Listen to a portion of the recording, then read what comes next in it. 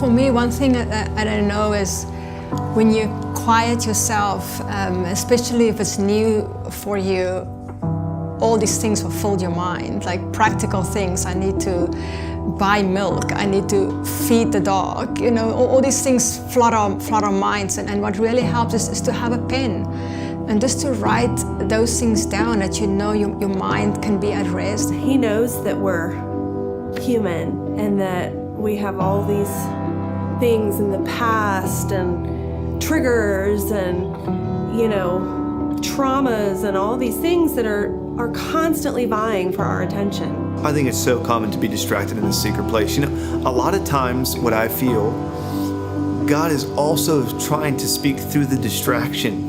I love how some people have told me, don't get so distressed when you're distracted. You're a human being. You still have flesh. And so, but I really feel like God's voice is sometimes in the distraction. If you're distracted by a certain person or a circumstance that you're in that's really bothering you, and you feel like it's disengaging you from enjoying God, press into it. Because God will sometimes want to heal that emotion or whatever you're struggling with in the moment. And so if you're having a hard time with something, ask God about it. Be like, God, this is really taking up my brain space here, but speak to me about this. Heal me. Even if there's been this big block, I'm like, okay, well, I'm gonna head full-fledged at this block and figure out what the heck is going on. And almost every time, on the other side of that is an encounter, or on the other side of that is a revelation or something that he was wanting to give me in return. And so even in those situations where it looks concerning, I don't know, he's so good how he always just turns it around.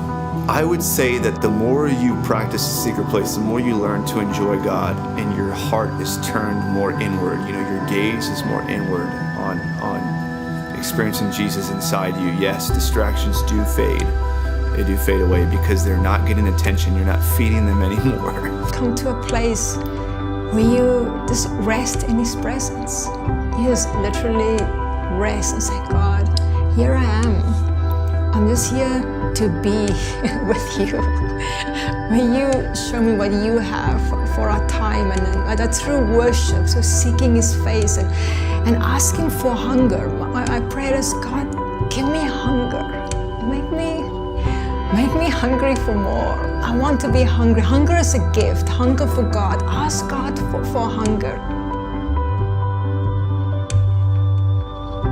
Paul says we have divine weaponry to destroy strongholds.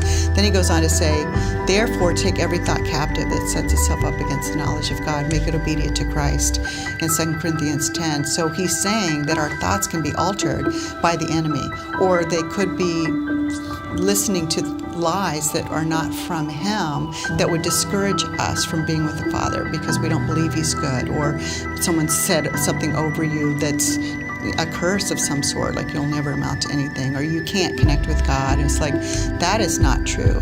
Jesus says, my sheep know my voice and they listen to my voice in John 10:10, because they being us have been given that relationship through Holy Spirit.